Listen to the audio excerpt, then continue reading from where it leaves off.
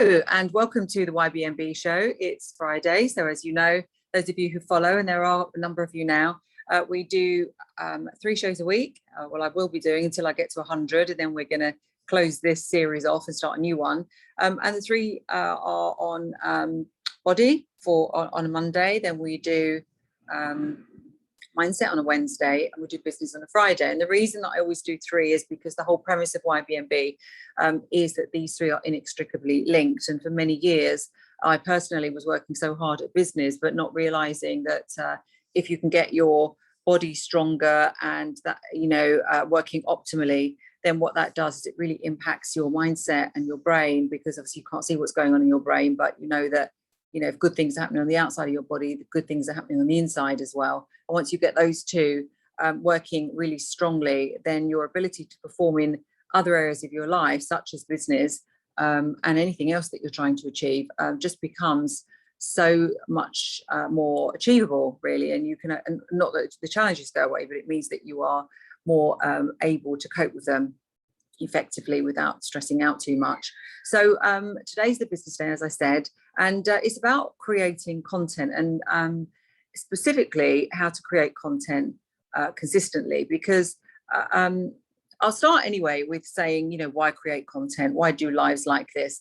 And I do know a number of very successful business people who aren't even on social media. They have no Instagram, or even they have maybe a cursory LinkedIn profile, but they're certainly not very active on it. But I think that if you are trying to build a brand now, build a business now, which is whether it's products or service based, people do have an expectation beyond just seeing a website. So unless you're presenting yourself very much as a discreet and private service, which I do actually have that arm of the business where I am a private client. I have private clients, and so I'm sort of their secret weapon. But otherwise, for my sort of wider programs, when people hear, but very often they hear through word of mouth. I might meet them and tell them about it, or they've heard a friend of a friend, but their immediate expectation is to go and have a look online, and then they'll look at a website, and of course the website can only sort of say a certain amount of the story. And then what they want to do is they want to know a bit more about your brand, and they want to know about your client base, and they want to know about your credentials. And for something like my product and service, the YBMB one, they need to understand it a bit more. And I'm sure if you've got a business or which is a product or a service, then the same is going to apply to you, because there has been research on consumers of information, of which we all are, and 70% of us are saying that we much prefer to consume content from video rather than reading it. And we are becoming much more demanding as a consumer. We're scrolling through things, even if we're reading the FT online. We are impatient. We want to get to the next thing. We want the information quickly. We want it when we want it. And so if you do miss out on creating video content for your business, or for your, even if you're a brand yourself, you're a one-man band and you want to provide services or products just yourself, you're not trying to build a business, still people will want to know a bit more about you, and they want to know about your brand. So you can't get away from it really now. Now that these tools are here, there is an expectation that they're used. So do think carefully if you've decided to label yourself as, oh, I'm not one of those people, I'm not very techie, that's just not me, because that is a story that maybe you created a few years ago. And we can all change. We don't have to be it's just not me. We can all change at any time and learn these things. And if you want to find out more about that, we do cover a whole module on marketing and building a business from scratch on YBMB. But given that if you accept that you want to create some content, then the next question is, what on earth do you create? Because especially, if you're trying to do it regularly, then you can run out of ideas. And there are lots of advocates of creating a content plan at the beginning of the week, or even at the beginning of the month, or the beginning of the year, where you're coming up with a whole series of pieces, whether it's blogs, videos, and different posts for all the different platforms, and they're going out at a certain time on a certain day across all platforms. And that would sound to be quite efficient, but I think that if you start to look at the reason for putting this content together, that efficiency is only one consideration. And so I'll tell you what the other considerations are for us, and hopefully it will help you if you're thinking about your content. in just the same way that newspapers and magazines will take their deadline right to the wire before they actually, close the deadline and start to publish. And the reason for that is because you just never know what's going to happen day to day. And when you're trying to build a brand and talk about your, what's developing in your business and what the service is like, then exactly the same thing applies. It's a moving feast and things are changing the whole time. And so for today, for example, when we sort of decide what we're going to put out in terms of content for the live, really only the day before or even on the day. We normally talk the day before in the morning and say, what's the subject for the content today. And it just tends to be, obviously we have a rough framework because we've got body, mind and business on a Monday, Wednesday, Friday. But you still don't really know exactly what you're going to talk about because there's so many things to talk about. And I think the important thing is that you commit, if you're going to do some content and some brand development online, that you are going to commit to doing it consistently. That's the first thing, because it would be so easy on days like today, for example, where our system didn't quite work properly. We couldn't get it to go live, and so I had to record this and then post it. And so 20 minutes has gone by and I've got to be somewhere else, so the easiest thing will be, but we're just not going to do it today. But when people start to expect to see your content, then it's really important to stay consistent if you are trying to build a brand and trying to build an audience who are not necessarily your audience who are going to be your ultimate consumers, but they will give you feedback and that will really help you to create the type of to develop your products and service, really. So consistency is key, and it doesn't have to be perfect. Today is not necessarily, I don't have a script, I'm on the phone, it's a little bit late. It doesn't have to be perfect, but as long as you've got a subject that you can talk about that you think is going to fulfill one of your goals of the content. Now, the next thing is, what are the goals of the content? And there's a few things. From our perspective, it's to have the product and the service, the YBMB service, understood better, and give me lots of opportunities to, if someone asks a question, sends me an email, or even on the program, our clients ask us something and I think to myself, well, probably I could clarify that a bit more, then I can use this as an outlet to do that.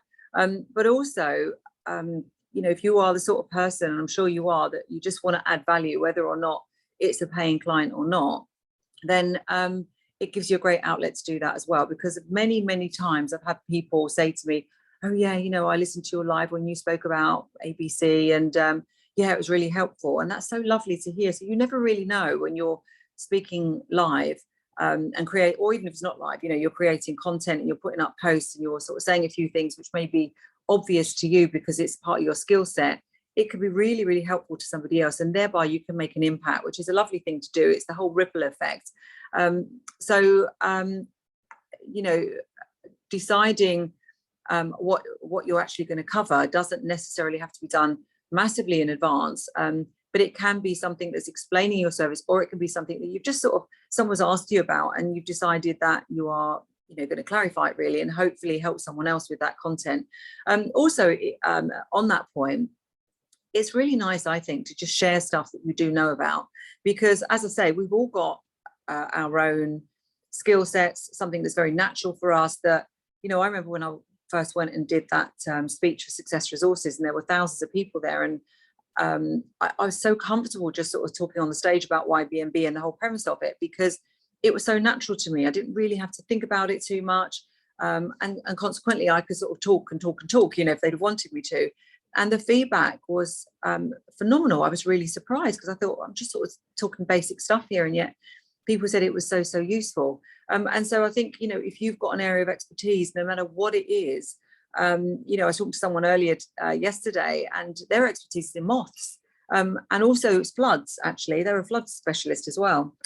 Well, there are going to be times when all of us really need to know about floods, about moths, and you'll start to look someone up, and then she'll be there creating all her content. And that's how she builds her brand, and that's ultimately how she builds her business, and it's ultimately how she makes an impact as well. So it doesn't matter what it is, your content, it's going to be useful to someone. Other things to think about when you're putting your content together is, if you are thinking about creating a new, you're diversifying and you're creating a new type of service, it's a really good way of testing the waters and seeing what people are and are not interested in. If you get a lot of feedback on something and a lot of questions, you know that it's an area that people need help with. If it doesn't really resonate, if you don't get many comments, or then maybe not, maybe it's not something that people are ready for. And in the end, we never actually know what's going to be of interest.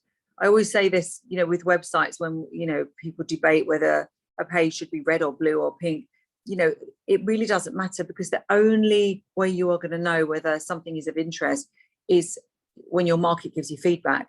And what better way to communicate with your market, your potential market, your potential audience, than to do regular content live like this, where you can see what interaction you get, and you can see what questions can come up, and you can see whether people are interested or not, and what it is that they want to know. So for all of those reasons, developing the product, helping, even if they are a paying client or not, making an impact, those are really good reasons to create the content. And a selfish reason as well is it gives you lots and lots of practice on how to get your ideas across and how to speak. So by the time you have to speak in a meeting, or you have to put your pitch across, or you're invited to go and speak on a stage, you can do it because you're very comfortable with doing it. So that's another advantage. The other thing about it as well is you end up with a huge bank of content, and you'll surprise yourself. So what we've done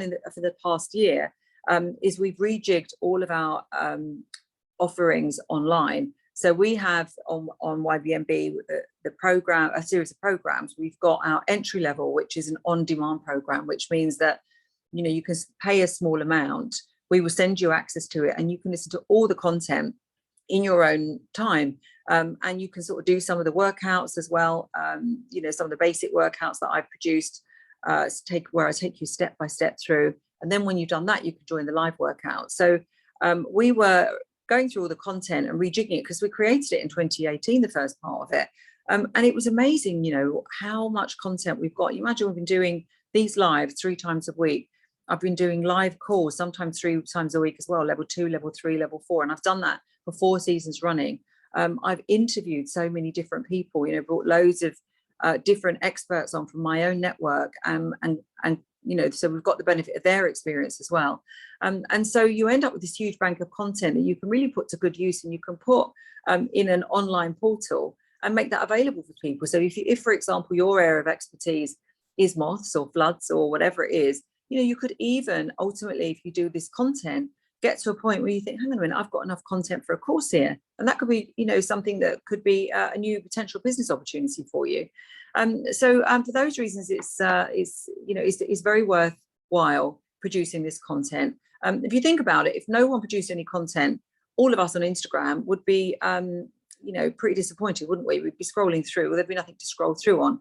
And then we would be disappointed. So someone's got to do it. Someone's got to create the content. And so I suggest that if you're one of those people who wants to push yourself forward, then get on and do it, and don't be too precious about it. Don't think that you've got to plan it all and it's got to be perfect and it's got to be the right time and the right day. Just do it. Just jump on there and do some live, and you'll be surprised at what you can come up with in terms of content to help people. So I think that's probably all I wanted to say, is, why content, what sort of content. I suppose just to finish off is the different platforms, what ones to use. And you can repurpose content, obviously. If you produce something like this where you're just talking to the camera, you can then load it up on the different platforms. So LinkedIn, if it's got particularly, a business bias. So I'll be putting this up on LinkedIn later. Facebook as well. You'll still, don't forget, you do find business people. We're all working, and yet probably we've all got Facebook accounts.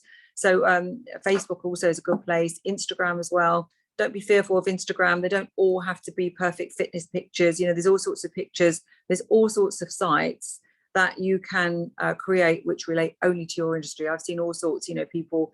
There was a guy came up the other day, and he's a plasterer. All sorts of different plastering that he's done. And loads of different pictures, which are interesting. Interior designers do loads of different excuse me, that's the sort of thing that happens on live content as well. You can't stop yourself sneezing sometimes, but that makes it all part of you being human. Actually, it's reminding me as well that sometimes you don't just sort of sit here. People are interested in your lifestyle and the sorts of things that you're getting up to. So yesterday, for example, I was on a photo shoot. If I'd have been doing a live that day, I would have done it whilst I was on the photo shoot. So it doesn't have to be always sitting at a desk, always, you know, in a certain with a certain background.